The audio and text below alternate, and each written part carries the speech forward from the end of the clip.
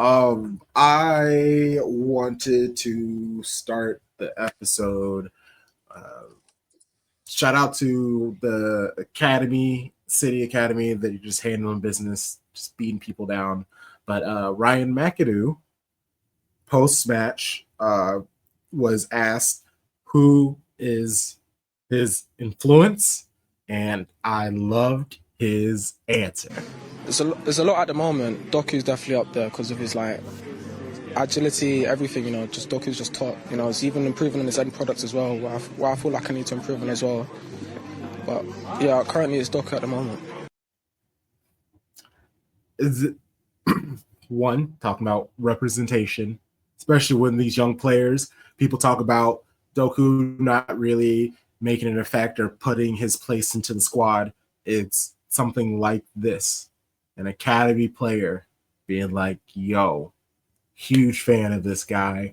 I see myself in him. Even he's worked on his finishing product. I, too, need to work on my finishing product. It just brought me joy. It's not really not anything specific. I just heard it and was like, let's go. Can we, from now on, only say agility? Like that agility. That's real. It makes me think of being agile. His agility. It's so beautiful. And it's real. If you want to be a winger and you have that person to look up to who's 5 years older than you, right? Mm-hmm. Oh no, Doc is 24. It's 5, 6 years older, but it's I could see that. I could see that path for myself. And I don't have to come from Belgium and France. I see it every day. I'm right here. Think about both sets of wingers, right? You got Bob and Savinho on one side. You got Marmouche and Doku on one side. Finally, Phil's not a winger because we know he's a 10. He's a cam. It's okay, everybody's in their right place. And now the academy can say, this is what you're supposed to do in these positions. Yeah, and it just brings me so much joy. I did a couple of recordings today with people. Shout out to Daps and Tom Harrison, and they both had a moment where they were raving about Doku and the progress he's made and everything. And I just really love to see the perspective on him. Finally, the tide is turning and people are trying to see.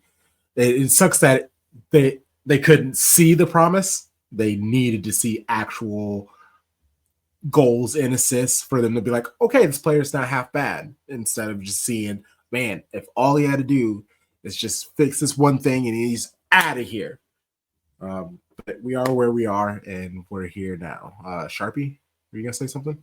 Yeah, I want to ask Tarek a question. Tarek, do you think it's harder to game plan for Doku outside or Holland inside if you're an opposing team?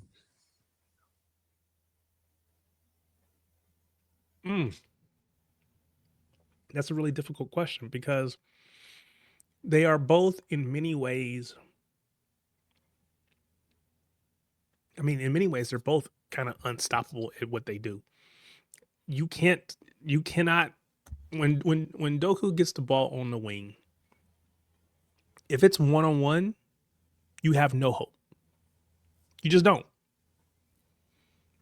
You're hoping for that double team to come quickly. He has to give the ball up and then go back the other way. On the flip side, there's no person that can handle Holland one-on-one because he's got the pace to run past you. He's got the ability to just post you up with pure just strength and power. He's clinical as a finisher. I think that thing that probably gives him the edge is he just plays closer to the box. He's closer to the goal. So when he gets the ball, it's always in a dangerous position. Whereas when Doku gets the ball on the wing, he has to work himself into dangerous positions, which is why he's so much more threatening when he's cutting inside. He's picking up the ball in that, what do they call, the half space or whatever. He's just that much closer to goal, so it's just that much harder to deal with. So I guess I would say Holland just for that reason, but if I'm a defender, I don't want to see either one of them in a one-on-one. Let's just be honest. That's real. What are your thoughts? I'm gonna say Doku because there are naturally going to be at least 2 center backs every match, right? Some people play 3. You have people allocated for Holland. But the way Doku can swing your midfield is like, oh, am I bringing a winger down? Am I bringing a right midfielder down to help this poor right back who's going to be fighting for his life? And then my last thought is that all this does is make Phil Foden's job so much easier. Because you got to double out wide, you got to double in the middle.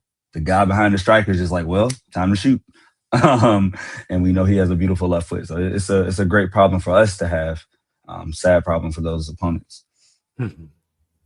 Hey, I love it. Wow, let's get into it. You know the vibes. Shady gang, shady gang, shady gang.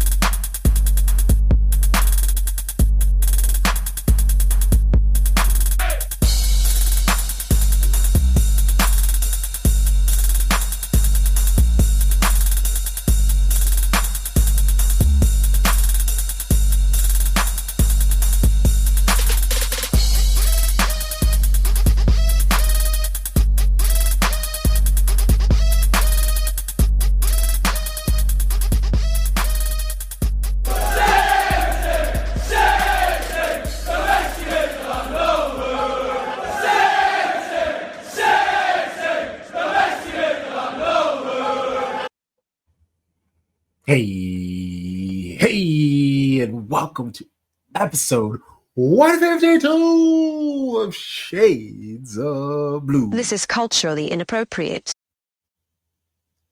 Oh, man. We are the most comprehensive show about Manchester City, covering both the men's and women's game, spanning both sides of the Mason-Dixon line. We making art over here, capitalize the A. I am Crunk Chocolates. I'm here with the show bros, Sharpie Charlie, Tarek. How's it going? How you feeling? How you doing?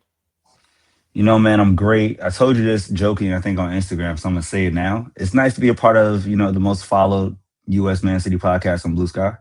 We out here connecting people, building community. Shouts to Shady Gang, all 1.7 thousand of you. Love you very much. But yeah, feeling great. This first week of 35, it's been about 3 days. I like it around here. I get used to this. I'm good. You got your UNC status card? Bro, one of my old students literally was like, happy birthday, UNC. I was like, thank you. That means the world to me. That means everything. Thank you, Natalie. Shouts to Natalie if you ever hear this. I am officially UNC now. It's nice. It feels good. Oh, love that. To throw the pod into... Oh, no, go for it. Go for it. I was going to say, coming off another great weekend where City men win, City women win. My team, college football team, University of Miami wins. It was great. And then now we go into like the worst weekend for me because there's no City on international break. Miami's on a bye week. Oh, I go from having all the wins and all the victories and all the things to nothing. It's like, oh, this sucks. So I don't know. It's gonna be a crazy week, but all in all, glad to be here, man. Extra golf this weekend? That's probably gonna have to be if the weather's gonna be okay. You got to see what the weather's gonna be like. That's fair. Shout out to the third child for our intro. If you're watching on YouTube, like that video. Hit the thumbs up. Leave a comment on what you thought on the episode. Let's say you're listening on a podcasting app like Apple Podcasts, Spotify, Good Pods, and many more. If you can rate on that app, give us 5 stars, 5 out of 5, 10 out of 10, whatever the top max. Highly recommend it to people. Share us on your social media. If you're a real one, like tag us and be like, hey, listening to it, new episode. All those things, it makes us very excited, feel loved, welcomed, and it's just a good way to help our podcast get in front of new amazing football lovers like yourselves. And those are free ways to help the pod. If you want to help us out financially, $6 a month. That's all I'm asking. In return, you will get 20 plus hours of content. We have our episode with Jake, a 50 plus donor, talking some Bundesliga. Naturally, we talked a little bit about like Marmouche, some of the German league players who came to the English league this season. I chat with Santi Baza tomorrow. He's Argentinian, so we'll be talking a lot about the Argentinian league, learning a lot about that. Maybe who's going to be the next Julian Alvarez that we can swap up. I'm always working for City. Today, we recorded our Liverpool women's versus City. City women, they travel to Anfield and take on Liverpool. Shout out to Ashley Page for coming on. She was not hopeful, but it was a very good conversation to listen and see how her Gareth Taylor experience has been going.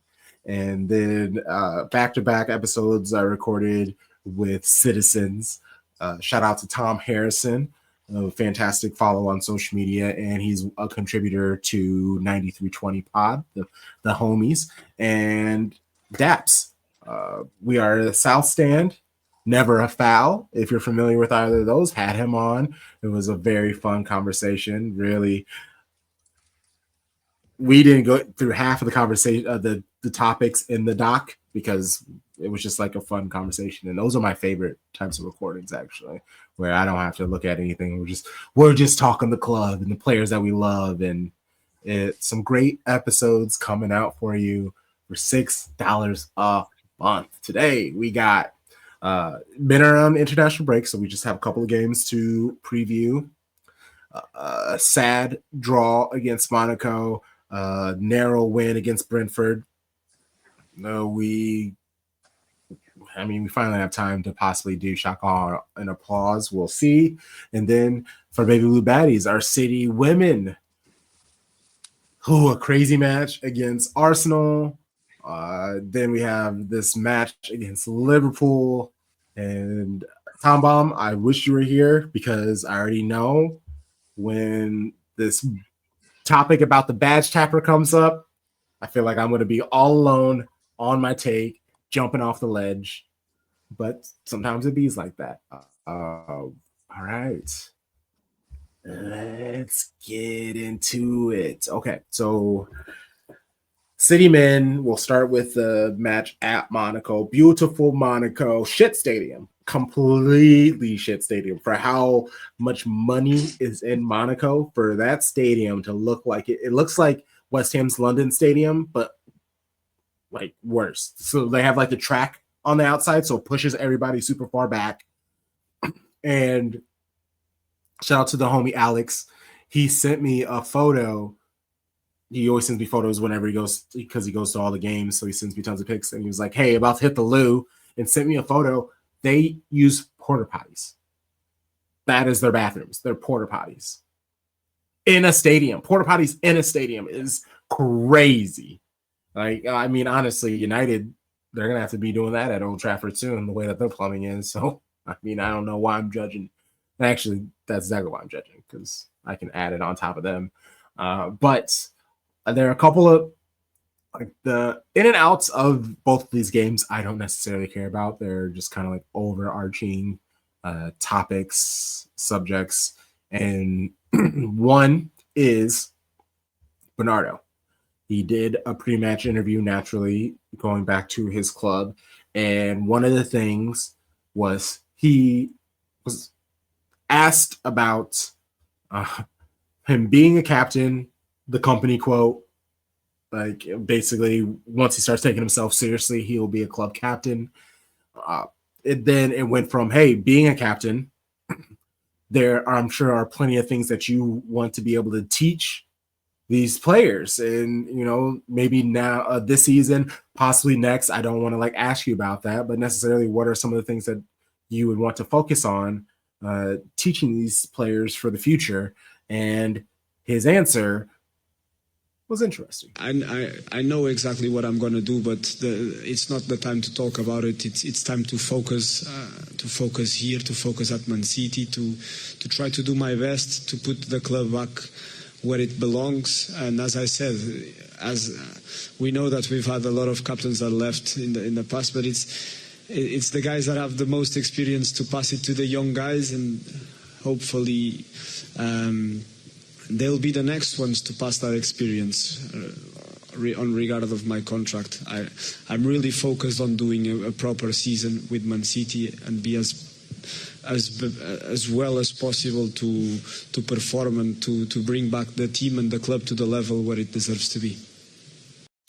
And for him to focus on the contract like he did, the question really wasn't about his contract. It was about being a leader to the squad. And then he pivots and it's not time to talk about the contract. Like, I was like, bro, what is happening right now? I know. Didn't you say there was a part about like next year? Yeah. I think that's the part that threw him. He was like, I know I'm not going to be here next year. So how do I avoid that without But he didn't. saying I'm not going to avoid it. Well, he didn't say I'm not going to be here. Yeah. But he didn't say I am going to be here and lie to us either. Yeah, and so he's trying to not talk about it at all, but he didn't do it in an artful way, and so it just makes it feel worse because it's like we know what's going to happen, and ain't no need to go around it. So I know Terry, you've been married for a beautiful amount of time. So Crunk, you might have more familiarity with this, but there's a point in a relationship where you can kind of see it starting to fade, and you're just trying to make the choice: am I going to be the one to do it, or am I going to let her do it? Do I want to be the good guy? Do I want to be the asshole? Like, you try to figure it out, right? And so I think what happened is Bernardo just saw what happened to Kevin De Bruyne and Ilkay Gundogan and Kyle Walker in 1 year. You can't bet on getting a contract from City after the age of 30 with all these miles in your legs, knowing what the club's ambitions are, knowing what happens, all the talk about the unks in the midfield last year. So him knowing that his contract's out June 30th, 2026, that man knows he's going. And as captain, he's not going to say, hey, y'all, give me my last dance tour. I'm counting down. So it's like, hey, I have this year to impart these things because I know my time is ticking. Like, I got less than 10 months left at this club, which is realistic. Like, he can choose Saudi Arabia. He can go back to France. He can go to Portugal if he wants to. The options will be there. People will pick him up. 40-year-old Luka Modric is at Milan now having a great time. Ask how. So, like, he'll play football at a high level. It's just a matter of he knows it's not going to be here, which I respect. Fair. Very fair. Here, Pep talked about the importance of the 3 points and getting the 3 points against Monaco. So step by step. So we make the first 3 points. Last season against Inter, we could not do that. We got the top side like Napoli. And now we have this opportunity. You have to win at home all the games and win 1 or 2 games away. To qualify until the first 8. And then we have to do step by step. So I don't think further than that. And after Brentford international break, and we'll see. It's just like history has a way of repeating itself. Like, now it's no special circumstance. If City win on the road against Villarreal, Pep and company, they sit with the same amount of points 3 matches into the Champions League phase as last season. And what followed, if you remember, are understandably purged those 2 months out of your memory. 4-1 loss to Sporting, 3-3 draw against Feyenoord, 2-0 loss at Juventus, a 4-2 loss at PSG. They needed the win home against Club Brugge to move on. They were 22nd out of 24, just holding on to a spot into the knockout stage and got knocked out by Real Madrid. This run of league phases for this season isn't much easier. Like home against Dortmund and Leverkusen, away at Real Madrid and Bodo Glimt. Bodo Glimt's having a really good season, honestly. Leverkusen seems to kind of straightened everything out. Dortmund looks somewhat serious. Real Madrid, they're always Real Madrid, especially in the Champions League. And then the last match of league play is against Galatasaray, Gundo, Leroy Sané, Victor Osimhen, Wilfred Singo. Like, they beat Liverpool. Yes, it was a penalty, etc., but they still beat Liverpool. we know how this match went, so it's a draw. We're actually technically in a worse spot now than we were last season. How worried are you about City? And I'm sure we can get into the group stage. We failed into the knockout stage last season, so I assume we're going to get there. But we need a better position than top or the bottom 20. Like how confident? How did we start last season? I don't remember. How was our first 2 matches? It was similar, if I can remember. Give me a moment to look. I believe it was a few wins, and then that's when they started. I know we were 2-1 within the first 3. I'm not sure of the order, but I know we had 7 points after the first 3 matches. So it was draw against Inter, So Inter 0-0, ugly, yeah. And then beat Slovan Bratislava 4-0, and then beat Sparta Prague 5-0. But then when that was the Sporting and blah blah blah blah. So yeah. So it's hard to say, we're behind where we were last season, because points wise we're on 4 versus the 3 from last season, right? Yeah. But I haven't looked to see, because we're playing people from each pot, so I haven't looked to see what pot we had played in those first 2 games last season versus this season. So it's neither here nor there. I guess I think we're about where we were last year, and with the experience from last year, I think we'll be better positioned to finish in that top 8, because I think our team is coming into form. We are in a better place now, I think, than when we were where we were last season.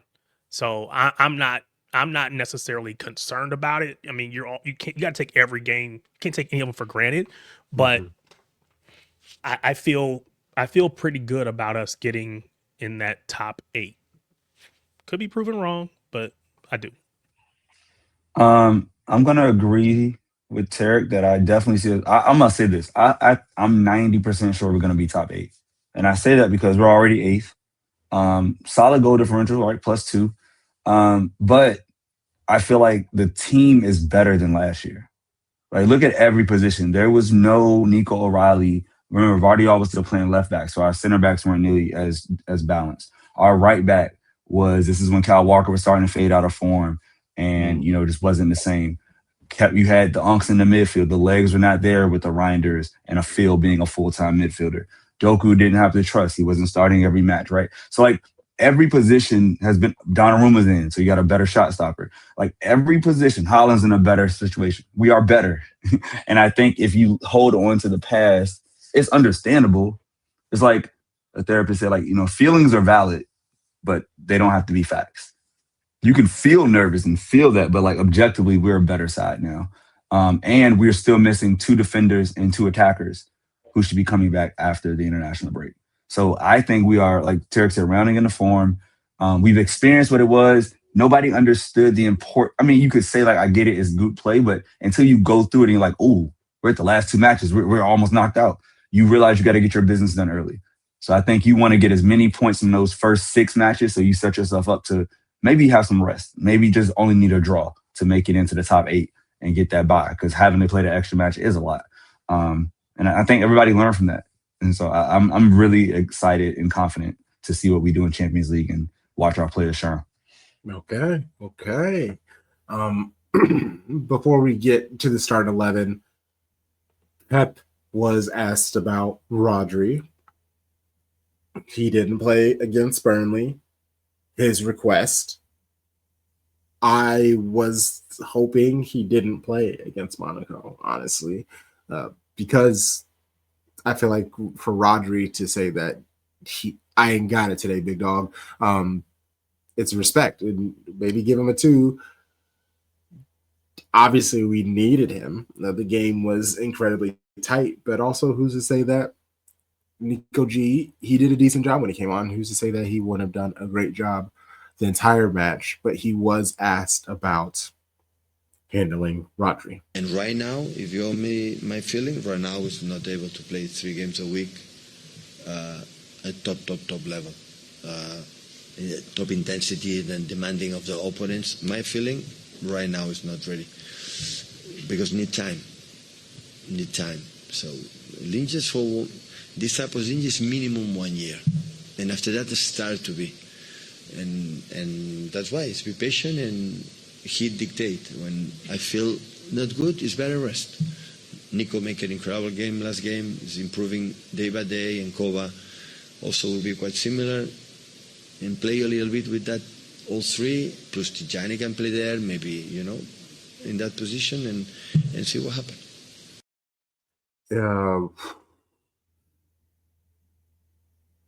He also went to say,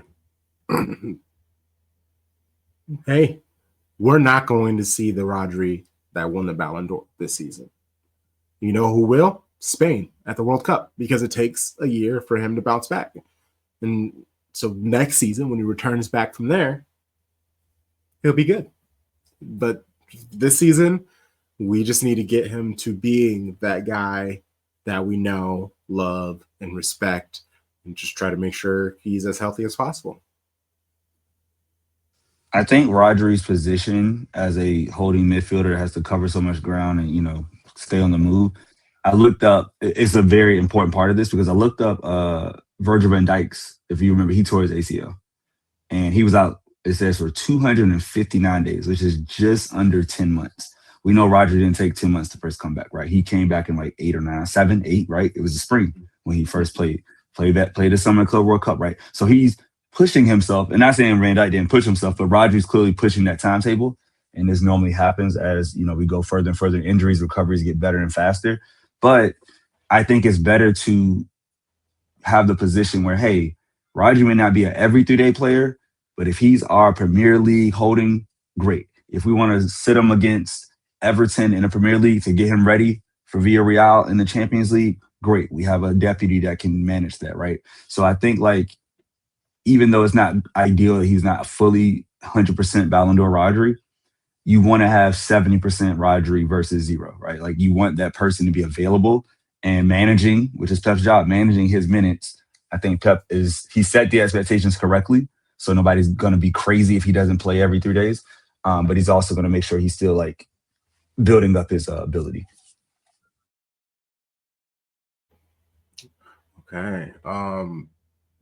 That starting 11 was Donnarumma, O'Reilly, Bardiol, Diaz, Stones, Rodri, Reinders, Foden, Doku, Silva, and Holland. How did we feel about the starting 11?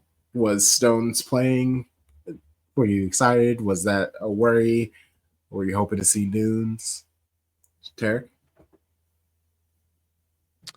I don't know. I feel like we had this conversation. No, I wasn't excited to see Stones necessarily, not at right back. So it's because you're famous having all these talks on these other streams. Well, no, I feel like we talked about it on here. I feel like, haven't we had this conversation already? I don't know. I don't know, but I just feel like no, I was not. Maybe it was in the moment. Maybe it was the I don't know, watch along or something. I have no idea. Anyway, doesn't matter. No, I was not excited about Stones being in the lineup. I think I would much rather see Nunes. I just don't think, because of injury, I just don't think Stones has the same. How did you say it earlier, Charlie? The agility. Agility. I don't think he has the ability to play on the outside anymore. He was never super pacey, but he was fast enough. I just think that over time, injury, age, time happens to us all. And it's always undefeated. So I just think that his days of being a outside back are over. And again, you know, you say invert him into midfield and all those things, but I just think those days should be over. I don't think after this match is over, I don't think we'll see him there anymore. I don't think he did enough for Pep to say, oh, let's roll that back out there. Agree 100%. I always wonder, I'm like, okay, did I miss the fact that is Mateus Nunes injured? Like, I'm like, did I miss something? You know, the week's busy, lots going on. And so I go to look at that. I'm like, oh, he's on the bench. He's not injured. what are you doing, Pep? Yeah. And it's not like I'm gonna crash out about it because I know the idea is like we're gonna have possession.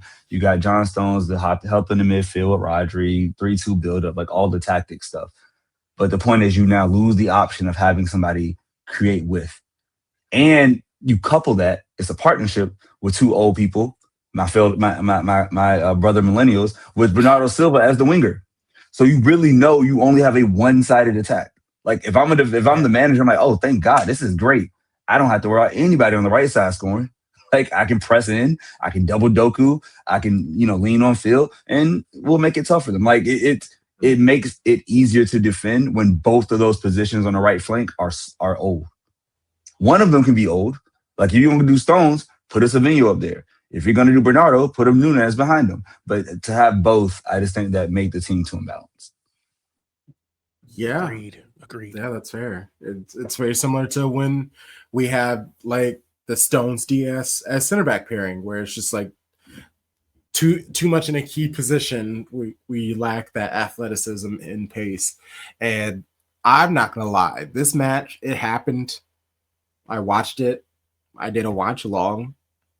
But like nothing really from this match, other than like obviously Holland and his amazing goal scoring ability. But there wasn't much from this match that like stuck with me. They made it through. They did what they did. Well, I guess, sorry. The kick in the face, like Dier, that is the biggest thing. Was that penalty, and even Holland in his angry post match interview. they actually asked him about it, and he was like, well, I didn't see it, but if you kick someone in the head, they're going to call a penalty. And I mean, that's kind of what the situation is. Like, we can argue, did he kick him in the face, or did Dier run into the foot? You could have all that conversation, but he's the one who put his foot in a not great spot, in a dangerous position in the penalty box very late in the game. I don't really know what else you're supposed to expect to happen. I know there are people who are upset because VAR came through and was like, hey, you missed this. And people felt a little upset about that. But technically, isn't that what VAR is supposed to be for? I don't know. What are your thoughts on this? It was the right call. I hate that it went against City, but if you flip that, if that's Holland in the box or Ruben Diaz or whoever in the box and somebody kicks them in the head going for a ball, I don't care if you tap the ball, you kick my player with the high boot. Like, I would want that penalty for City. So objectively, I will say VAR did a good job. I always trust VAR and refs in the Champions League. This is not the PGMOL. It's a very high standard of refereeing. So once I saw it happen, I was like, well, damn, we got a pin. Hope Donnarumma can save it. But it's not like I'm mad. I wasn't mad at Nico. I knew what he was thinking. I saw what he was trying to do, right? Trying to do anything to stop that goal.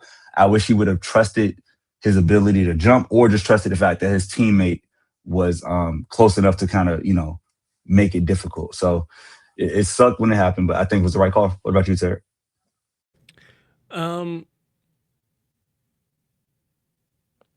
It is probably the right call if he actually made contact. There's nothing that says that.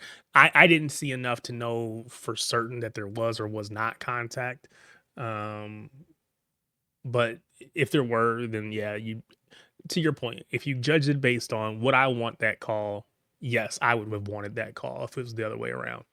Do I think we would have always gotten that call? I don't know that we would have, but I would have wanted it nonetheless. And I definitely don't agree with you about trusting refs in Champions League. I don't trust refs nowhere because I just feel like as a City fan, we don't get those calls.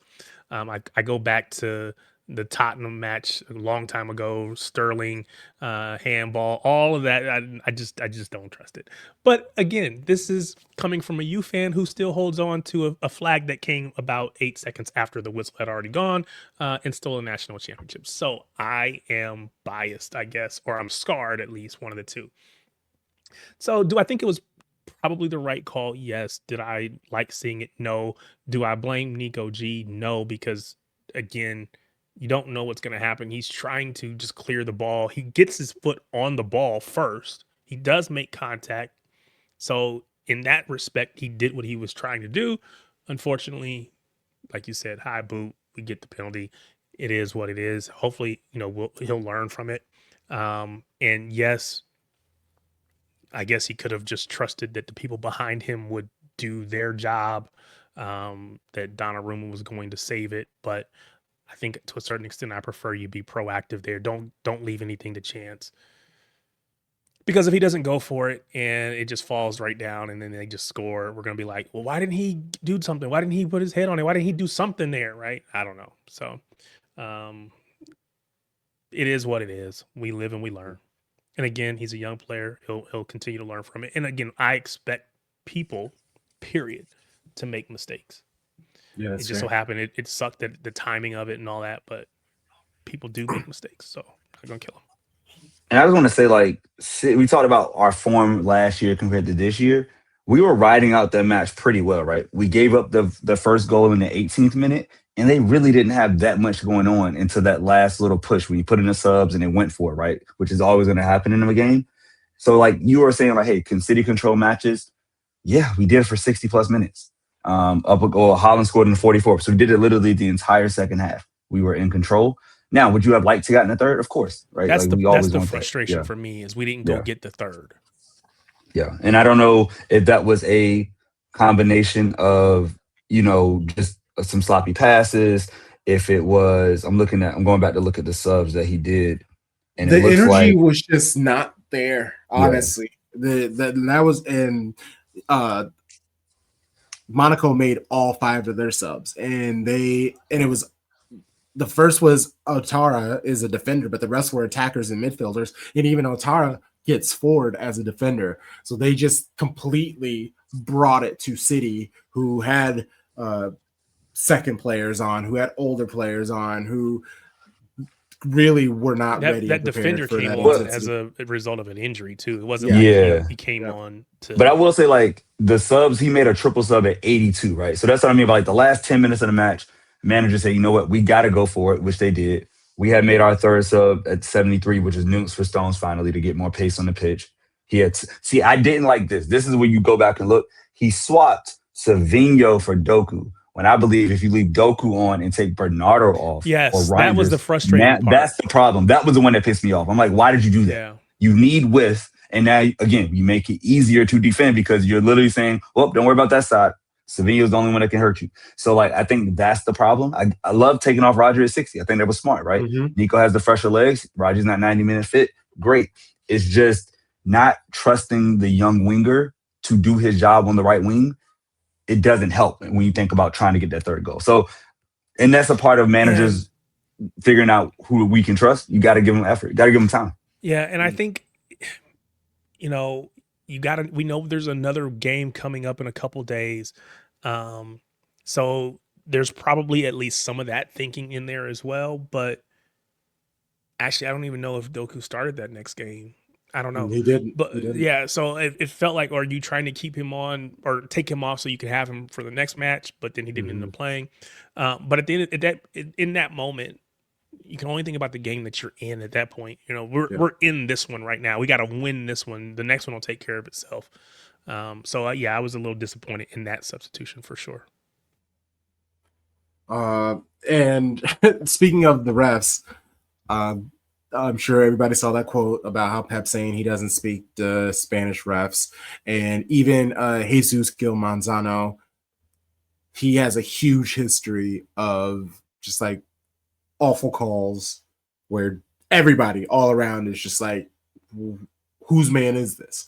So I do understand the frustration, but again, it's VAR who stuck their nose in it. And if they say, hey, you need to look at this,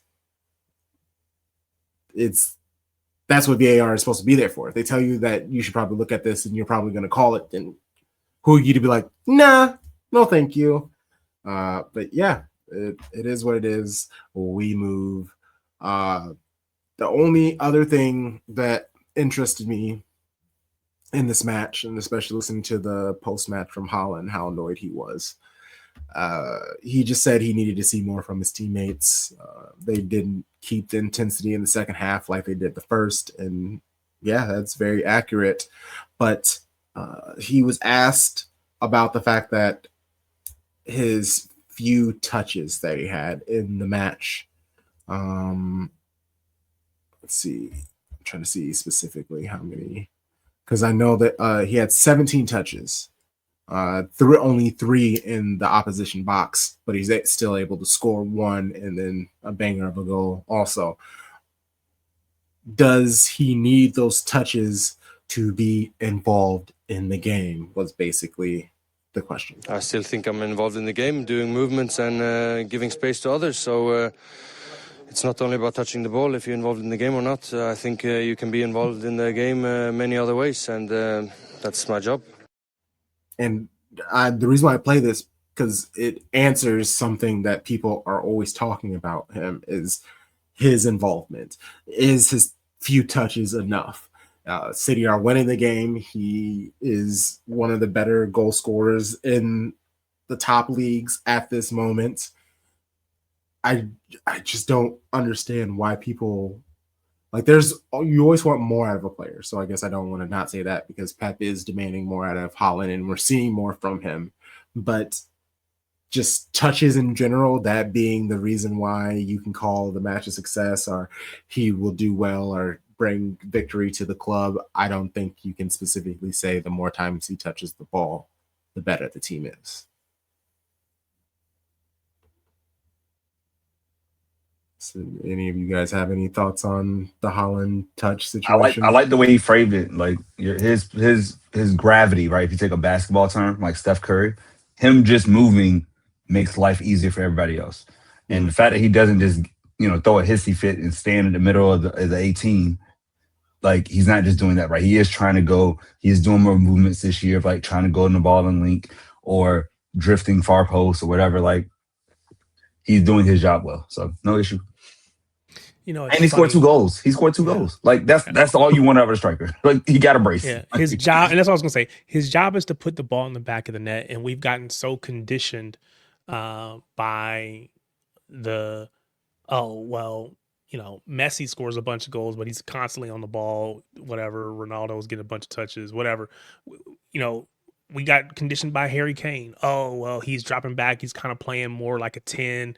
Whatever. All those players are great in their own right? But at the end of the day, his job is to put the ball in the back of the net, and none of that other stuff matters. Those are just extra things that you add to your game. If he was involved in build up but not scoring goals, we would absolutely be complaining about that. Here, Gabby Jesus, he wasn't scoring enough goals for us. He was involved, he was getting touches, but he wasn't scoring enough goals. That was what we wanted. So I just think that talking point, just all around, is just ridiculous to me. That's a good shout, bringing up Gabby too. All right, let's keep it moving to Brentford. I don't have much on this game, but I did love this moment. Pep playing no games with media nonsense. And then you conceded that late equaliser. Just back on Rodri, he obviously came off the other night, and then you conceded that late equaliser. Are you able to replace him with just one player, or when he's not in the 11? Are you suggesting you score because Nico Gonzalez was in the pitch and not Rodri? How you know that? How you prove that? I can't prove it. Me neither. So change the subject. But does Rodri's place in the team, is it possible to replace him with one man, or do you have to change the whole way you play? We cannot play with 12. That's for sure. We cannot play with 12. And these are the moments where I'm like, oh yeah, we have Pep back. Like last season, for so many reasons, the whole club was at it. But Pep is in true form. This is the Pep that I fell in love with listening every week, and I just love it because, yeah, quit being nonsense. Like, what are you doing? What do you want? What do you want?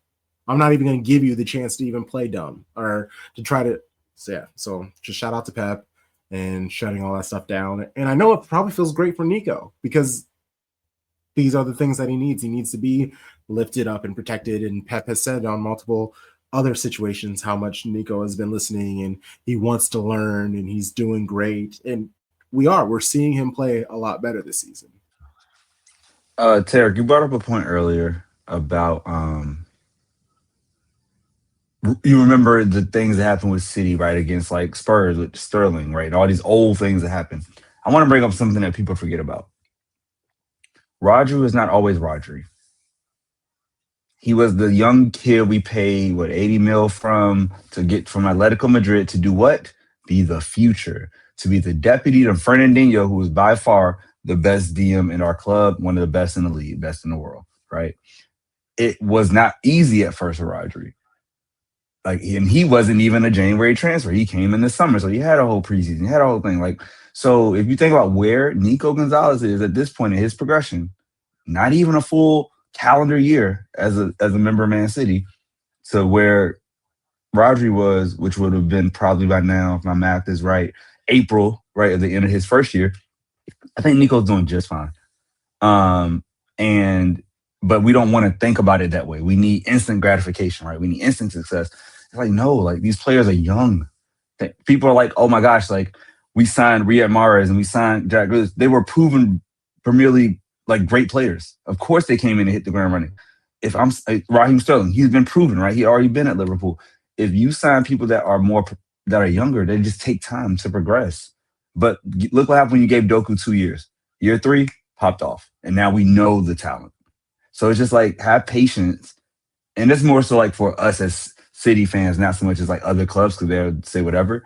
But back the player. He is making progress. This is not the same Nico that was getting thrown off the ball and getting picked up every time in a match. And it was yo, come on, dog. You got to move faster. You in England now. He's picked up the speed, right? And I think Pep is starting to trust him. And he's being forced to trust him because Rodri can't play every 3 days. So he's going to get at least 1 start a week. Which match is it? We don't know, but we need him. And I think when he plays, overall, he does really well. Solid 7 out of 10. Yeah, I was disappointed in how so many fans, and again, I understand we've been scarred by the Calvin Phillips situation. Oh, he's not playing. That means Pep doesn't trust him. He means he's not good enough, which means I feel justified in saying, get that man out of my club, right? We go to that extreme. So when Nico G's not playing every single match, people want to put him in the same boat as Calvin Phillips, and it's just not fair. It wasn't fair. And so, going all the way back, I've been trying to tell people he's going to be fine. I don't think it's a matter of Pep not trusting him and all these things. And so to see him coming good, to see him getting his opportunity is great. But again, a lot of it is just about being able to be on the pitch consistently. And we all knew as long as Rodri was healthy, there's going to be limited time for him, and so the fact that Rodri can't play every 3 days is great for him and his ability to bed in. And it means we as a fan base have to give him that grace to navigate those ups and downs that come with being a young player in a crucial position in a Pep team, right? He's going, again, I said it earlier, he's going to make mistakes. Those are going to happen. We have to give him grace as he navigates that and he learns from match to match. Okay, this thing happened. It wasn't great. How do I prevent that the next time? And, as long as it's a different issue, just not doing the same thing over and over. So I'm glad to see him coming good. There's still more there. And I hope that we continue to see that. But yeah, you're right to frame it in the context of he's not even played a full season yet. He literally came in January and we're now in October. So, you got to give him time to adapt and to adjust and to gain Pep's trust. Let's just be honest. You're in that position, which was the position that Pep played, the one he knows the best. You got to give him time. So I just hope we, again, and I've been arguing on behalf of the players and kind of to a certain extent against the fan base to a certain extent. We just got to be better. We just do. Yeah. You're here.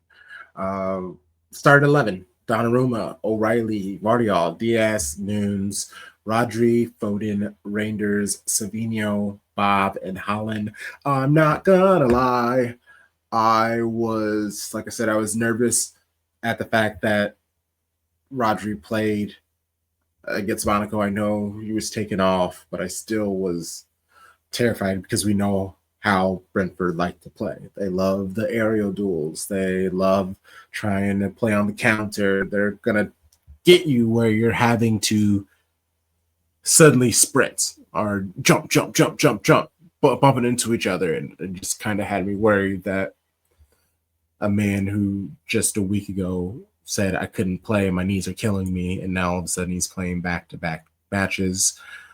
Other than City struggling to score, the Holland's goal, that was a man's goal. Like the way that he was just throwing the Brentford guys behind him and then just launched that ball into the net. That was beautiful. That was fantastic. But really not much else came from the game. I guess what sticks out most from this game? Does anything stick out from this game? Is there anything that specifically any of you want to talk about? Okay, Terry. Okay. No, I'll say the biggest thing for me is we got the 3 points. And to a certain extent, do I want us to play exceptional football, play our best football every single match? Sure. I would love that. That's not realistic. And what's more important to me is just get points. So we got our 3. I think, again, there's still room for improvement. Seeing Rodri go off was, like, dang, that sucked. But at the end of the day, we got our 3 points. So the biggest lesson for me from this match is when Doku doesn't start, it affects the attack so much. I listened to like 4 different podcasts that are pretty general about footy, and none of them brought up the fact that Doku didn't start. So the attack looked different. Like it matters to have a player who puts fear, like we talked about at the start of the show. That's kind of why I asked the question. That was the teacher in me. I'm gonna ask this now and then talk about it later. But like, because if he was out there, I think Brentford is cooked because they already have center backs looking at Holland. Now you have this Foden, whoever's to be on the right or Bob on the right, like you're going to be more open. Reinders more open and making those runs. So I think his gravity is just as important as Holland. I'm sure Pep might have rested him because he probably saw something in training that was like, hey, you need a break. You only have 20 minutes in you today. I'm going to take care of you. Go ahead, sir. And I'll say, and then we've seen him pick up little knocks and niggles and whatever other words we want to use. We've seen him pick those up over the course of those first 2 seasons. So I think we have to be strategic with how we manage his minutes. And I'm sure, they've got all the little the heart monitors and all the other stuff that they're monitoring your performance and how much you've running you've done, I should say, all those things. So yeah, I'm sure there was something, but I will acknowledge and admit that I was disappointed to not see him starting. 100%. Like he is in the best 11. I think he's as great at his position as Holland is at his, as Vardiol is at his, as Donnarumma is at his. But like there are like 6 names on the team sheet that just go, and the other 5 spots we can figure out. But those 6, we know who they are. And so again, if it was a preemptive measure, being proactive, I love it because we know he's going to play for Belgium. He's their best player. With KDB. They are the attack now. So it's like, we know he's got to play. So Pep kind of did Belgium a solid. And I think also it was something beautiful to keep a clean sheet, right? We got to appreciate that. Like, yeah, they had that one chance. Donnarumma stood up big. He did his job. And I knew Thiago was going to score just by the way he was running up. He was like, God damn it. This large human is right here. I don't know what to do because I can't go around him. He's too big. I can't go over him. He's too big. What do I do? I need a teammate. So I was like, okay, we made one mistake, and he did his part. And so like it was a really good team win, and it gave me hope because if we want to get into shock and applause, everybody else didn't win this week. There were some losers in the Premier League. It was great. bunch of bums. Some losers. Oh man. Yeah. This match, it's a good shout to say that the clean sheet. This team last year would have given up a goal. They would have, because even though they weren't able to make much of really the, what was it, 2 big chances, one of them was missed, but 10 shots at goal. I guess necessarily, there was nothing that I was seeing from Brentford that had me worried that they were going to score, but the fact that City weren't scoring made me feel like anything is possible, because that has happened with City time and time again. Not even just last season, like just throughout whenever we couldn't get that extra goal, someone would just score some crazy worldie. But yeah, Thiago did not look confident in that situation, and that has kind of been his biggest weakness. He's gotten himself in a few situations like that, and he just seems indecisive, not confident. In finishing his chances. Tarek, what were you about to say? Well, no, I was gonna say you both saw, his lack of confidence, and Charlie was like, he was confident that Donnarumma was gonna save it. I wish I could say that. I was not confident at all. It was scary. I was hopeful, but I was prepared to be frustrated and angry, because here we go again, just like last season, making mistakes, giving up that goal late in the match to give, because again, when you only have a 1-goal lead, you really need to get that second. And when you don't, you often get punished for it. So unfortunately, I was a little like, oh, and maybe that's me seeing the glass half empty as opposed to half full, because I was definitely on my pessimistic streak right there. But, it all worked out. Donnarumma came up big. But no, I was not confident at all. Honestly, and that's fair, because even the way that it happened, you should easily head the ball away, but for some reason it goes backwards. Yeah, it's just so like, come on. And again, it's hard to kill. It's hard to kill Gvardiol, because he's been he's our best center back. But in that moment, you can't do that. Can't do that. Yeah, that's just like the Cancelo getting spun, and all the other people who get spun and turned, and then they get breakaways. It's just the exact same thing as far as outcome is concerned. But yeah, it was not great. But I will say, because I watched that goal back again, kudos to Nico O'Reilly, because I know somebody said he wasn't fast or he was slow. Somebody described him as slow. Oh. And I said he may not have blazing pace, but I don't think he's slow in any stretch of imagination. And if you watch that back, Thiago had a pretty big head start, and Nico busts his butt to get back. He doesn't quite get in front of him, but he does enough to let you know, I'm here. And so you got somebody coming on to you, and you got the keeper coming out. So he worked really hard to get back and tried to, okay, if the ball does go over or through, can I clear it off the line or whatever? So kudos to him, because he worked really hard to try to help prevent that goal. It wasn't necessary in the end, but very easily could have been. He didn't give up. Love that. Before we move on to Shaka and applause, Pep was asked about Oscar Wilde, who did a great job. Again, Oscar played really good the first 2-3 games, and defensively is a machine. Helped us a lot. He's so smart.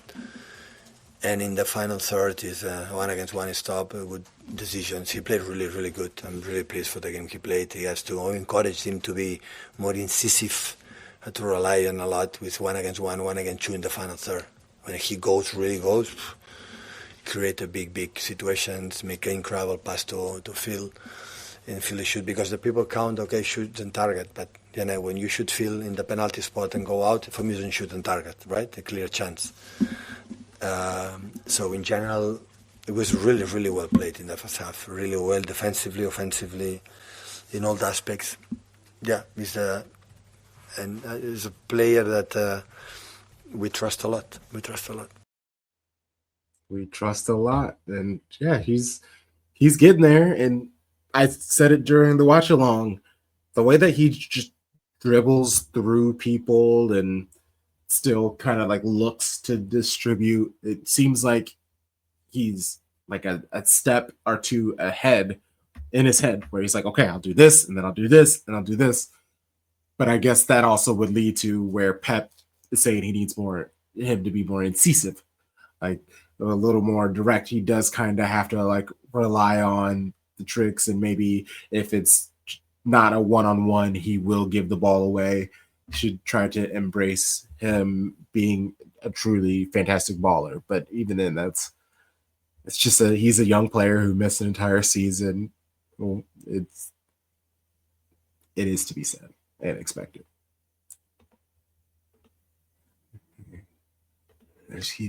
There was on one of the shows that I was on, they did like a I don't know if you want to call it like a start bench sell kind of a deal with the three wingers. So Savio, Doku, Bob.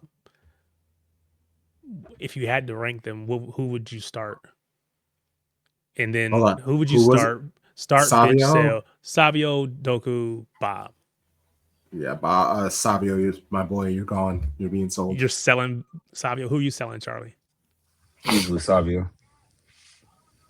So the thing that I said, and I think I would probably sell Savio too, but if we just looked at top level production, Savio had a 20 plus GNA, or right about 20 GNA season at the top level in La Liga. He led us in assists last year. We've seen Doku do well. He's on fire right now.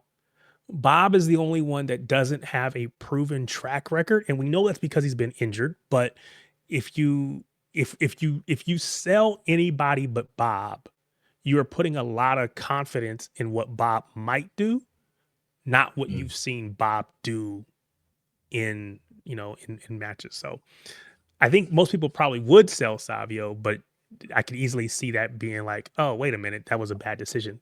I don't know. We don't have to make that choice, so it's whatever. But go ahead. My thought about it was a numbers game, right? Like who's getting back the most money? And Bob might go for 40, and that's pure profit, right? Because he's an academy player. But we know Savinho was started at 80. Like Tottenham was ready to pay 80, and we told them no. So if the dollar amount didn't matter, it was always say 75, regardless of who you sold, you're gonna get the same amount of money back. It just came down to who you prioritized over the other. Now, does that change what you choose? No, and I think Bob has I think he's just a better, his ceiling is higher than me. The floor might be lower because of age right now, but I think what he can do on the wing, I saw it in my own eyes when I was in and we saw him. We've seen him. I know what he can do when he's fully fit. Yeah, he can kill. And kill. But again, he was killing against preseason players from Celtic and whoever else. For sure, yeah. So again, it's a little bit of different. Some of it is a belief in what he can be. Yeah. There's not that much between them. I'll say that. It's not like it's a huge gap. Like you could say Savinho and I'd be like, great job. Yeah. Sorry, that's go ahead. It's a great problem to have. No, you're good. No, and that's fine. And I even should give a shout to Savio, who finally got that contract extension. Are you guys? So it's to 2031. That is a long time from now.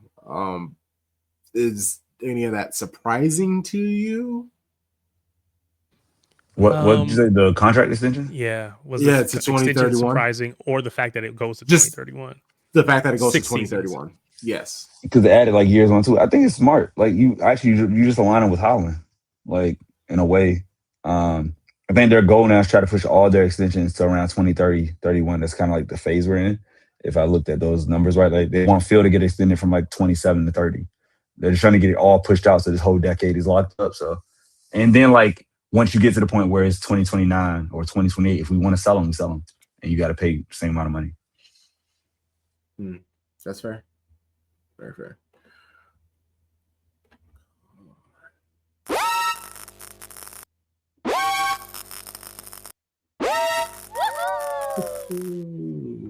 Shock, awe, and applause. Sharpie, I'm very interested in where you want to go because it seems like you're gonna splash some hateration, and I love that. I'm gonna do this. I'm gonna give you a curveball here. This is a old school Clayton Kershaw 12-6 curveball, 73 miles an hour. You can't hit it. Um, Applause to Jack Grealish. He is leading the Premier League in assists. He provided the winning goal off a corner to get the 3 points for. See, y'all weren't ready. Y'all can't see their faces if you listen to this, but Crunk is Hey, baffled. but Tarek you is know what? I'm laughing. laughing. I'm laughing because um you remember when Martin came on one of our like the lit stream or whatever it was, Yeah. and we started off and we were talking about Jack Grealish. And of course, most people, none of us, I don't think, had anything like super overwhelmingly positive to say about Jack Grealish. Not that we hate him, it wasn't like overwhelmingly positive. So the next time I was on with him, he's like, "Oh yeah, you got some." I forget who it was, but he's like, he really does not like Jack Grealish, and I start laughing because it's like, well, I don't know which one you're talking about because it could be all of us. It's like, I don't know who you're talking about.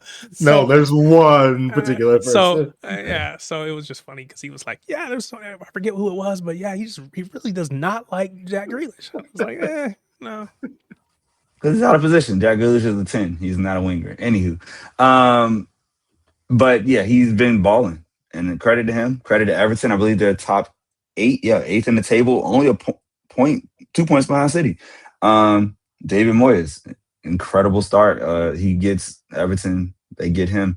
Now my that was my applause. My shock goes to leaky Liverpool conceding in the 95th minute for the second Premier League match in a row to Chelsea without Cole Palmer. Like, y'all just got embarrassed out here. You only score one with all that money you spend on your attack. All That's those rich phenomenal. attackers are healthy. And you let an 18-year-old come back post? Come on, Kirkhead. Thought you were that guy. What we doing, Captain Van Dyke? Come on, guys. Mr. Arnie Slot, I thought you had it. You know what Virgil is doing? He's twerking. He's putting He was that booty blocking. out. He was blocking the corner. He wanted to make sure nobody got to top bins that way. So hey, sometimes you gotta throw a little ass. He's been getting killed on. He's been getting killed You gotta throw a little ass. these YouTube streets, killing that dude. Hey, got to use what you got to get what you want. Try to use that ass to block a shot. Because he wasn't taking in the head. He said, "Now nah, gonna give me a concussion. Fuck out of here." I'm not one of these white men. You know, white defenders are like, oh, jump in, get and head it, and like try to get it out and be knocked out cold. He said, "I'm not Michael King. I do not do this." We got bigger fish to fry, bro. Hey, that was a business decision. I ain't mad at it because he said it's only one game. We still top of the table. I don't care. Like, ain't my problem. But yeah, I'm happy for Chelsea. I've always backed them in this project with a talent they've acquired. And now, like, Maresca, over a year now, like, he knows his players. They got out all the stuff. They don't have the crazy numbers of people anymore. It looked bad. It is kind of bad at what he's doing to players like Diassi and Sterling. But he has these young players. And he's trusting them. He has enough veterans in there to make it work. And, like, even though guys are young, those two most expensive midfielders ever, and Caicedo and Enzo, are paying dividends. Like, they work really well together. It's a great midfield. And so, like, they are going to be here. Now, will they win? I don't know. But I think they're going to challenge the top 4 again. Like, it's getting back to, like, consistently Chelsea is a top 4 club. So, shouts to them. That's all I got for you. For me, my applause, because I'm going outside the Premier League because I don't give any props to all those other teams. If your name isn't Man City, I don't fool with you. But I do got to show love to my forever captain, Vincent Kompany, manager of Bayern Munich, who have won 6 out of 6. They've scored 25 goals, only gave up 3 for a plus 22 differential, which is 14 goals better than the next best team in Borussia Dortmund. Perfect start to their season. And he has people are starting to have a consistent conversation and a legitimate conversation about him being the successor to Pep. Don't know if it'll actually happen or not, but when he first went to Bayern and we were just having the conversation about whether he could be the next manager, a lot of people were anti that decision. He hasn't done enough. He hasn't proven himself. He went out, won the league last season, starting off super hot this season. Potentially could have a second. Doesn't mean he's necessarily the Pep successor, or that he'll necessarily, even if he was, that he would succeed. But I gotta respect a man that went in after they had not won the league and then took it back and has started out the way that he has this season. So kudos to him. Of course, the players and the whole whatever, but what I care about is him. Yeah. I've been on it since Mans went to Burnley. Bring him to Manchester. See, I think Burnley was too soon. I think that was too soon. He's got to, because again, you don't want to give a player how many, like, I grew up Magic Johnson fan on my wall still today as a 40, almost 50-year-old man, right? But Magic Johnson was a horrible coach. And he'll tell you it's because there are just things that I could do that I expected other players to be able to do, and they just can't do it because you're an anomaly. You're exceptional. You're a all-time great. These are just regular people. So, you can't, just because you were a great player doesn't make you a great manager. Just because you were a great leader doesn't make you a great manager. He was the captain, but he has shown that he can come in. Went into a Bayern Munich team that, quite honestly, they've had a lot of big personalities, and they don't do well when things aren't going well. They rebel, they kick up a fuss, and they run you out of there. Which is why they weren't even all on board with Pep, because they like to do things their way. They wanted, whatever. And so I think he had to come in, but to his credit, because he was a great player, he demanded that respect from those guys, and was able to earn the respect and then keep winning. And of course, winning makes everything great. When you win, everything is wonderful. Even though they won the league, because I remember talking to Jake, and he was telling me how the Bayern fans aren't happy with them. Like, even though they're winning the league, they just aren't winning the league as they thought they were. But now this start, everyone is all in for them. I want to quickly laugh at Nottingham Forest. So to the fans, the fan base, y'all have been cool. Y'all have been decent people. I am sorry that your owner is a clown and he has made a run of just like terrible decisions that has put you in a bad spot, like forcing Gibbs White to stay, trying to overcharge at City, then hold Mans at gunpoint and tell him to smile for this picture. Even letting Alanga go because you needed to get rid of somebody. You needed, for a PSR point situation, you needed to bring in money. You got rid of Alanga, not really doing too hot. You get rid of Nuno because you guys had that clash and you're blaming him on everything. You bring in Ange, poor Ange. He doesn't deserve this situation. Nottingham Forest haven't won a game since their first match of the season. That was their last win. Other than that, it's been nothing but draws and defeats. I've watched a few of your games. It's sad. Y'all look sad. The players look sad. Nobody looks like they're having fun. And ownership it's a wild thing. And sometimes people, just because you have money doesn't mean you're smart. And I feel like we are seeing that a lot nowadays. Okay.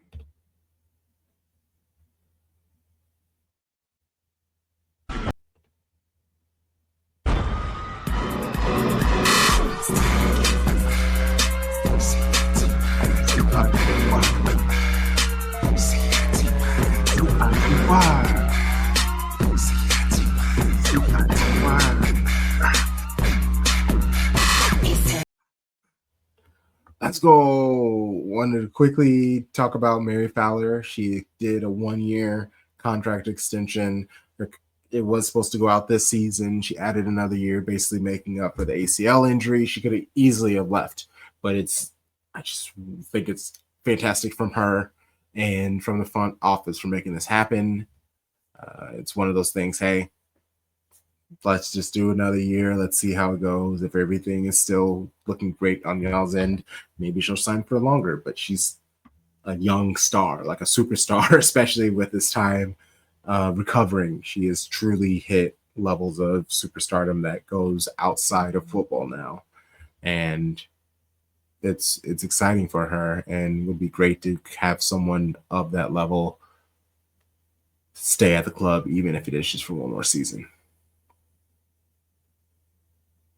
Fowler. Okay. Arsenal. In the pre-match, Jeggy was talking about how he didn't want the players to thrive in transition, to focus a little bit more on holding possession, being more comfortable passing through the trouble, instead of basically just being like, fuck it, bunnies up there. But people are starting to notice the lack of consistency in starting goalkeepers. Before the match against Arsenal, Keating and Yamashita had 2 starts, and then Cummings came in for the Subway Cup victory. I know how much Andre loves adaptability. That is his word. But wouldn't the defense overall do better with a bit of consistency? He was asked about why he's doing this. We are very lucky because we have 3 good goalkeepers. And they are on every session and every day challenging each other. So for me, it's about finding the best keeper for the day, the best one that is working hardest on every training session, that is showing confidence, that is fulfilling their role in a good way. I think sometimes we protect the keeper by always saying that there has to be a first keeper, there has to be a second, there has to be a third. I don't think so. I think keeper needs to live in the world like a fullback is doing or a centre back is doing, that sometimes you play 3 games, but sometimes the other one is more suitable for the coming opponent, and then we change keeper. And if you are in that lucky situation that I am, that we have so many good keepers, I'm more than willing to change if I think that somebody else is more suitable for a game. And whose phone that they put next to the mics, they didn't turn it on silent. I know whoever that was, when that went off, they went, oh God. Yeah. So I just thought that was very interesting because, I mean, he made sense. Everything he said was logical. And it's just through the history of football, we've just always had like a first and a second, and you try to work with some semblance of consistency. I don't think he can have a hierarchy because there isn't a big gap between those 2 keepers. I think they're pretty even. Like, I don't get upset if I see Yamashita. I don't get upset if I see Keating. I'm just like, okay, it's keeper. Like, it's not like, oh, John Stone's that right back instead of Mateus Nunes. Like, what are you doing?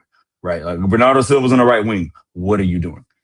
You put out those 2, I'm like, okay, they're good. like that. I think that's the thing. And maybe one of them can supersede the other. But if you know you got depth, you know you can use it, and it might keep them more invested than if you just know you're not going to play but a Subway Cup match. You're ready in training every single day. 2 things. One,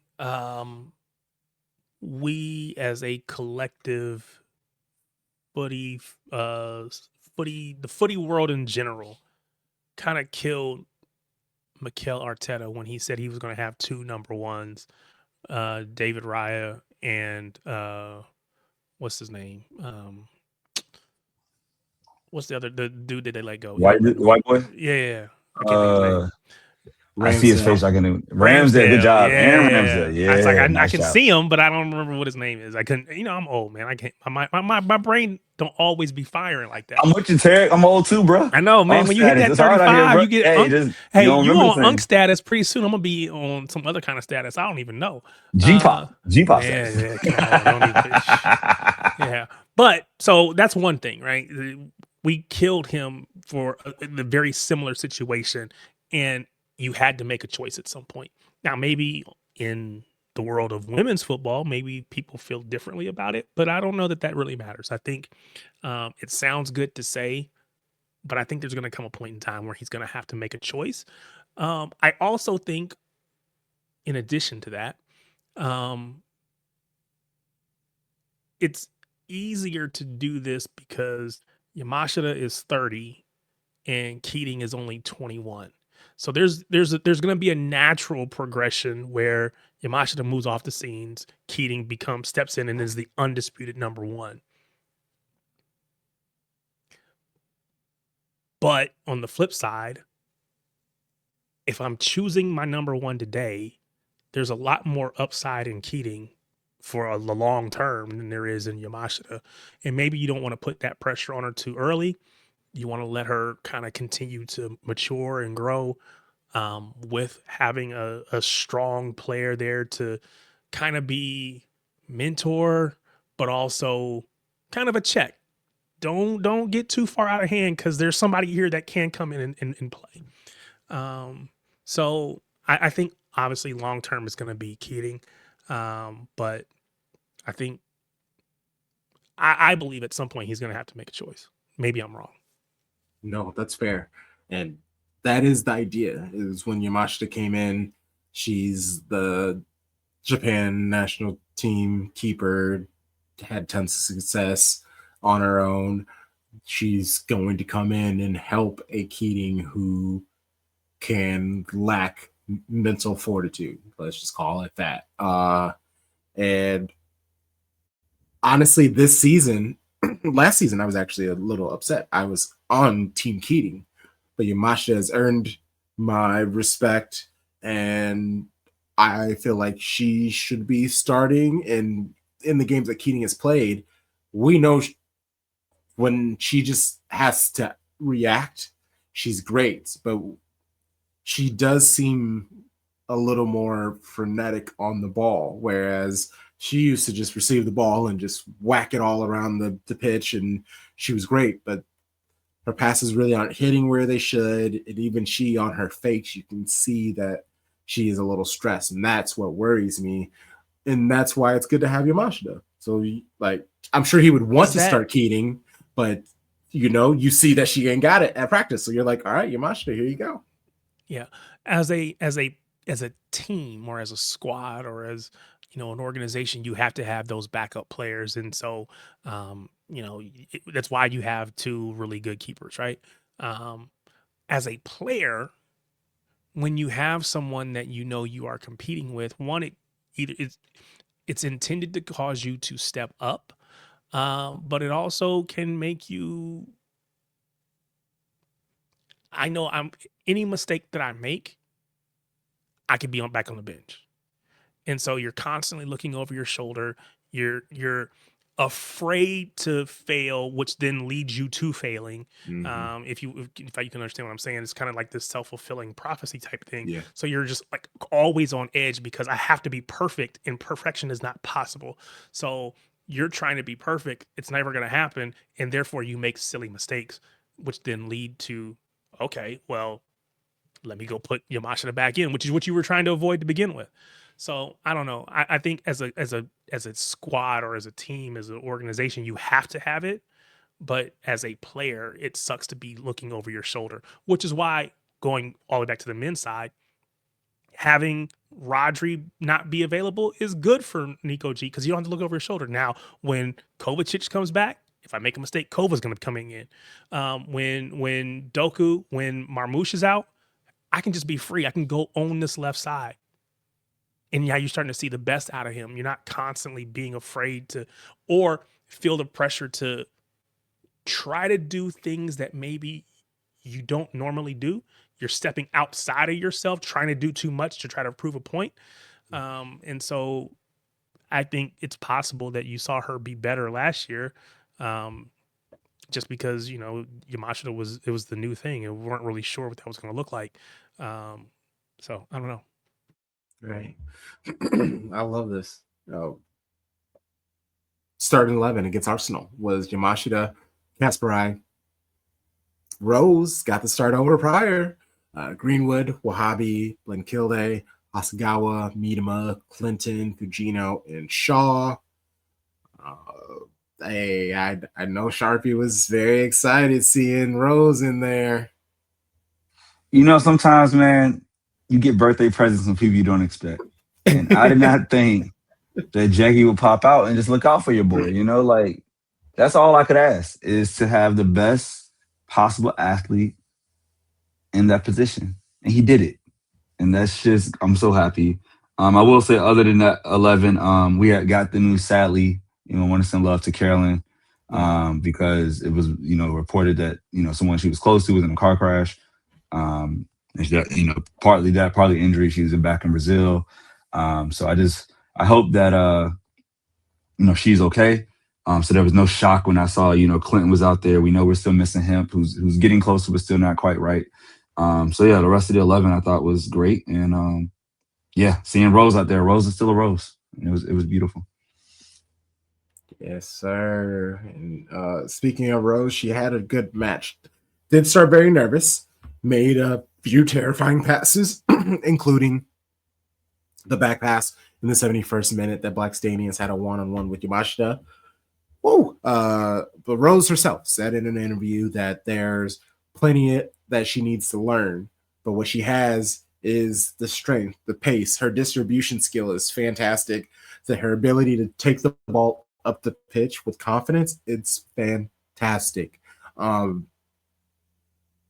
think it was after the Subway Cup match, Rose did a post-match interview, and I need to find it because I think she sent a shot at Rose or at Gracie, because she was like, this was an opportunity for people, because it was her and Cummings, the keeper, and they did an interview, and she was basically like, yeah, this was a great chance for us players to show why we should get more playing time. And I think she said, if not, start.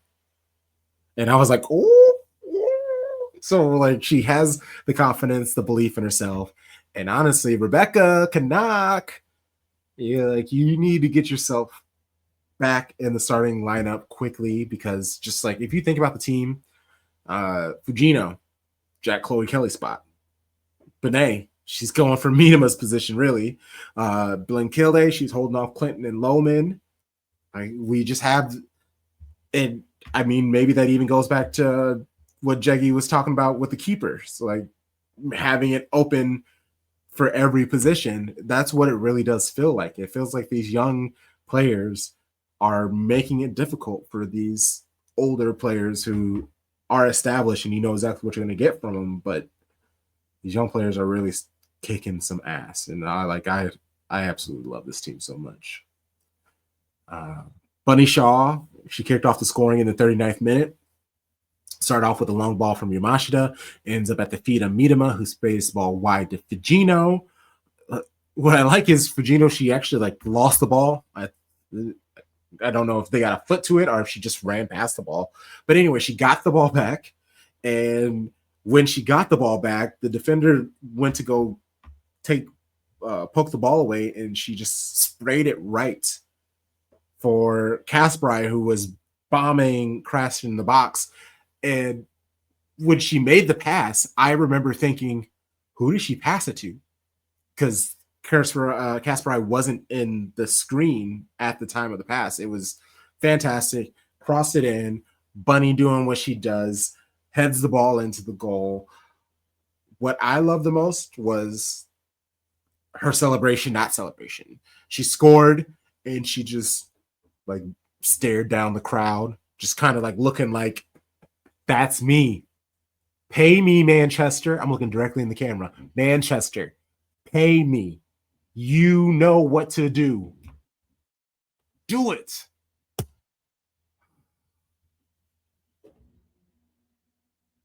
Arsenal started the second half on fire, scoring moments after taking possession from City, who had kicked off the second. About this, Sorry. can I say something when you're done? I just want to hop in. Sorry. Oh yes, for sure. This damn goal. Bunny kicks off the ball to Yamashita. She now kicks it forward, and that's when like Miedema or somebody would probably head the ball back to either Bunny or Miedema, making a run to try to get a shot on goal. It goes immediately to an Arsenal player. Olivia Smith, who had Wahhabi in a headlock this entire match while she was on, but basically ran to the side, took advantage of the space, had everybody like spread out, knocked it over to Maradona Caldente, and she does what she does. And it scored bangers of goals. That was such a beautiful move. Like, that's a side that has won the Champions League and said at halftime, we're going to go get this goal. And they executed perfectly. Like, we didn't have time to blink. And it was like, wait, they're going down the pitch. Oh, shoot. Emily Fox is like right here. Whoa. Oh, that's a strike. Damn. Okay. Well, like, we were just stunned on the watch. I'm like, oh, 1-1. Okay. Game on. Like, and there was nothing you could say because I don't think our team did anything terrible. I just think they were really exceptional. And so credit to them. And Mariana, who should have won the Ballon d'Or, she balled out. That was exactly how they draw their playing style up. Like, we'll do this and this and this and this. They will pull this player here, and sure enough, you should be right there for an open shot. And that's exactly, it was just swift. Oh man, boo. Grace Clinton off for Aman Bene in the 59th. Kasparai's goal comes in the 61st minute after City flew up this pitch. Like, I liked how just the pace on the squad right now. But they flew up the pitch. Bene had a shot at goal that was pushed wide for a corner. Greenwood takes the corner. Bunny gets a header at the goal, but it's parried up and away to the center. Miedema's there. She takes a swing at it. So does Kasparai. They both miss. The ball comes down and legitimately just bounces off of Kasparai's shin into the goal. So you have the lead. Take it how you can get it. Exactly. It was hilarious. It couldn't have did it on purpose if you planned it. And then City, right after, they had another chance with Bunny that had a header, but it was saved. And we know City ended up winning, and it was 3-2. But throughout the match, City looked the better attacking team. They created 6 big chances to Arsenal's 2. Bunny Shaw, she leads the league in big chances missed with 7. Miedema has 2. It's one of those things, if they can just become a bit more clinical, get healthy, like, I really do think the ceiling doesn't exist for these leagues, and I'm just super excited. I will say the next evolution of this side is when he stops playing. Although this match, she was incredible. Viv's effort both ways as a true midfielder, she was moving. And so she gave it all, left it all out on the pitch. But I still think this team's going to be better with a different player in that pocket. If it's Grace Clinton, once we get him back, if it's, you want to move up with Clinton Brown, whatever. If you can get somebody with a little bit more agility in that pocket, it really will do something crazy because the wingers are exceptional. Bunny is the best in the Premier League and probably top 3 in the world, top 2. You just got to get that 10 right. But Viv did great, and there's nothing against her. But I will say this: I was saying it the whole match. Once we scored the second one, I was like, damn, Stana Blackstenius is gonna come on. Chloe Keller's going to come on. And you had talked about how the subs were like predetermined. So right at 61, you get 68, you get that triple sub. And they went, like, they turned up. And you could see, like, okay, we're going to get this goal. We're leaving here with something. And they went after that, and they started peppering the net and pressing harder because they were fresher. And, your girl CK18 came back and was Who's pissed girl? off. Your girl being like that. You and their. Make sure. My bad. No one sitting here on this podcast, but their girl just came back and she was slapping badges, like slapping motherfucking badges. And it was an angry goal. It was what was funny. I'll probably clip it up, but I was watching our watch along because I was like, I don't remember our reaction, and we all were just like, oh. Sometimes you gotta say fair play. Like both of their goals were bangers. Like there's nothing. Like it's not the oh my god we got caught in transition. Oh the corner just nobody marked them. This is what football is. Sometimes shoot or shoot, man. And I know at that point when it went in last 10 minutes of the 90, I'm like, don't lose this match. I don't know if we're gonna win it, but at least leave here with a point. Like we can live with a point. The goal is top 3. Don't lose it. And boy. Whew. Ooh. Let's go. Benet's 88th minute goal. Being able to snatch victory from the cold, balmy hands of defeat. And I know it was a draw, but it would have felt like a loss, very similar to the men's draw, like at Arsenal, where losing the league twice. Yeah. It just would hurt. But what I loved about it is, again, how quickly the ball moved up the pitch, but also just the quality. So the ball is in the air. Rose calmly brings the ball down with 2 gunners closing in. She finds Fujino, who just turns and boots it up the pitch. Bunny ducks her head just enough for the ball to perfectly fall over her.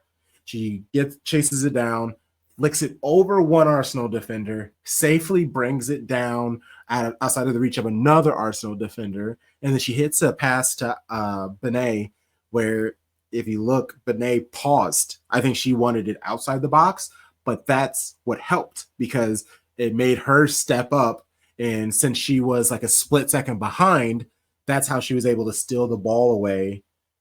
The perfect bounce for her. She gathered herself, took her time, and made sure to hit the ball past the keeper.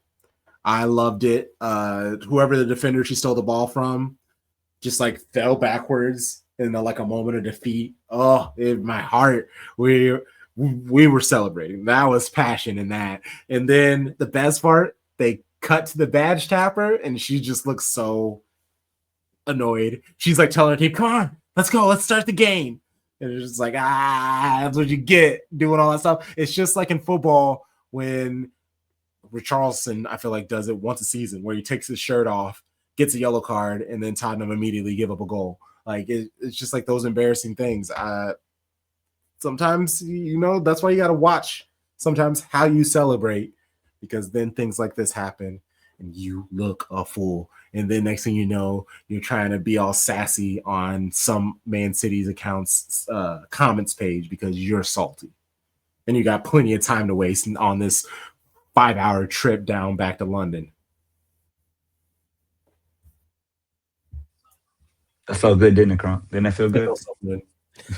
I can see it. You saw that, Terry? That man was like, I'm getting this out right now. It's funny because take your little trophy confetti picture and take that L with it. Yeah, I remember we talked about her celebration in the watch in the men's watch along. I asked you all about that match, and I had forgotten about Adebayor when he ran down and knee slide in front of Arsenal. He had joined City, so it was on our behalf, but imagine what they were feeling. And so when I think about, there's a bit of, I don't say hate, but some animosity with how it all went down. And then for you to tap the badge, it just feels, and again, maybe for her, it's just all about the club and not about the supporters and the fans. But as a fan and a supporter, it's kind of you kind of take it personal. And then she was right at the fans being like, it was just bro. I mean, what is she gonna do? Go to the manager? He won't there. Or just celebrate. She made it a point. I actually loved it. I hate the fact that people do that taboo thing of like, oh, I'm not going to celebrate against my old club or whatever. No, And I'm not go saying celebrate. don't You scored. celebrate. You I'm just scored a saying I banger. think it was depends. Winners win, Because man. Like no, none no, of hold on, this. hold on. Let me tell That you is what it PG was celebration. stolen. No, go ahead. If KDB with Napoli had kept playing and he scored against us, that would hurt to see him tapping We another kicked him badge. out. Hold We on. told that man to I leave understand. the I understand. nation. And he would be within his rights to do it. I'm telling you, it would hurt as a fan to see that happen. Fair. Other players, if it happened, you'd be like, whatever. I don't care. I wasn't invested enough in Oh, you to care. you know He what? You know was. what it is? Chloe Kelly ain't win nothing for me. How many trophies she win? I mean, I said, did she win one? I think maybe A Subway Cup? Yeah, She didn't something win a like league. that. I know that. She didn't win a Yeah, for league. sure. So therefore, I do not care about her. Yeah. Raheem And Sterling scored again, against me, KDB, Leroy Sané, Gundo. These things will pull my heartstrings. They won things that I remember. Yeah. Chloe Kelly, you did great for England. I ain't English. I'm American. Exactly. So well, you got it, and Queen. again, it's not necessarily that she tapped the badge. It's she scores the goal, not to mention the tackles and stuff that she was making. Like she just was coming out like she was taking her anger out that she probably has for Garrett Taylor in the front office on the players. The fans again clapped for her and participated in her Chloe Kelly chants when she came on, and then for her to score and then immediately run up to the City fan base and be like, yeah, what? And it's just like, bro, like chill. Like, what are you doing? Like, how did we hurt you? Like, we understand. She's excited she scored a goal. Like, it's an equalizer in the 83rd minute. Like, that is a huge moment. This wasn't like she scored a tap in. She wasn't Ekatike and scored a tap in and then took his shirt off and took her shirt off and got a red card, right? Like, this is, I scored a banger at the Joy. I'm happy you mentioned to that save a point. It's both cases of aura farming, and I hate using these like modern idea firm, but that was both. How's the celebration of an equalizer aura farming? Her What? celebration was aura farming. We will disagree like we disagree so Like many we times. always do. Yes. And I love it. I love it. Who's next? Liverpool? Yes, Liverpool. I did want to play Aman Benet. She was asked about how she did and being able to score the goal, and just like listen to her sweet little French Swiss accent. I think it was a really good game and important game for us to win, and we win, and we made a big performance. All the team, all the players who come in, the player on the bench, and I think we are a good team, and we can see this today. To score against Arsenal in the last minute, the winning goal, it's something special, but I think it's the job from all the team, so I'm grateful. And what I like about this is she was doing the interview with Kirsten Kasperai, and after she said that, Kirsten called her a humble queen. And Iman truly has been, I didn't know much about her. I saw her at the Euros. She balled out. I was all in from there, but she was used as a fullback, and it was attacking fullback, but still a fullback. You could see that Jeggy understands where she needs to be, and that is most effectively focusing on attacking, scoring goals, the way that she dribbles around players and everything, like between her and Fujino and Hemp, like they just have these wingers who embarrass players. And I just love it. But Kasperai, she won another player of the match. I want to say that's like her third or fourth of the season so far, a goal, assist, and she actually had a goal taken away from offsides. She has been so great this season. The growth that she's had as a player, as a teammate, just her in the community. Her extension video, contract extension video, was with the Man City Women official supporter group, where she was saying that she's City till I die. Like, the way that she's been able to embrace the community, all the speaking up that she's doing for her community, is just a gem of a human, and it just feels so great having someone like that represent Manchester City. Yeah, so Liverpool, international break for the men means our baby blue baddies get our undivided attention. Second place in the league. They take on Liverpool, who are in relegation battle. basically tied for 11th with West Ham. They're both winless. Liverpool have a better goal difference. They are at -7 as opposed to West Ham are -14. Yikes. Scousers are in a bad spot. Nobody's really surprised because the moves that they made set a low level of expectation for the club. Taylor Hines was one of 4 players who left on free. Olivia Smith going with Hines to Arsenal. They really didn't spend that money. All the players they brought in were also for free. City sent Riza Shimizu to Liverpool on a loan. Thank you, Ashley Page, for coming on and doing that match preview. So that will be on the feeds, full episode on Patreon, basically the next day from when you listen to this. How are we feeling about this match? We get to see Gareth Taylor again. What's your score predictions? I thought about this when we were talking pre-show, and you were like, they're in transition, they're playing a different style, you recognize patterns. And I feel like this is in basketball when we started to see the shift from like a too big, like post-up offense to like, okay, we're going to pace in space. We're going to have 4 around 1 with 5 out. Like, we got to get shooting. And it's kind of like Liverpool had been playing that type of counter-attacking style for so long that it takes time to build in these possession-based principles. And so it's going to be rough. But I think, like we saw, that kind of has to happen if you really want to stick and like become a big club. You got to learn how to keep the ball. But with that said, they're about to get washed. Like Anfield, I don't know if the men gonna win on Anfield ever, but the men about to go crazy. The women about to go crazy. I got 4-0 City. Let's go. Yeah, I'm with you. I actually think it could be 5 or 6. Like I think it's gonna be really bad. Yeah, super excited. Super excited. You want to throw a number out there for fun, Terry? I'll say, man, 4, 5. Wow. I mean, obviously they're not good. They're towards the bottom. I mean, like second to bottom, I think, in the table. So I understand why we would predict a big, but man, it just feels like a lot. So I will say, so they've scored 1, given up 8 goals over 4 matches. And 4 were just in the first game. So they've only allowed basically 1 goal. 1-0 to Leicester City, 2-0 to Man U, 1-0 to London City. But we just smacked London City. So I'm gonna go I will go 3-0 just because 4, 5, and 6 feels really high. Ooh, Can I charge you a bonus goal because some of these players definitely didn't like Gareth. There's going to be some get back. I don't know who they are. They exist. One may be named Bunny Shaw. And when you look at goal differential, which we know is important, She might get 4 by herself. She might try to go get that Hattie by herself. We're second. We're tied with Chelsea on goal differential, but United actually has the best goal differential in the league. They've only conceded 2 goals. They scored 12.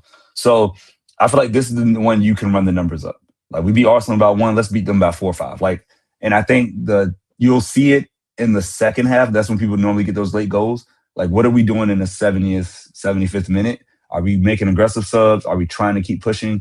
Because I think from a fixture standpoint, they don't have a midweek match after this, do they? No, they have a week off. They got new League Cup. Yeah. Yep. So go for it. Go for the gusto. So I hope it's 5. I got 5 on it for us. I hope so next week. I hope so.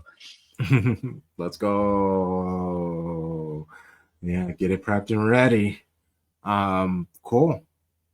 Again, rate, review, subscribe, share on social media, show us some love. Subscribe to our Patreon. Amazing content, all of the episodes, something for you almost every other day. Show Bros, Sharpie Charlie, we'll start with you. Let people know where they can find you and the things that you do. Sharpie Charlie on all social media, Threads, Instagram, X, Blue Sky.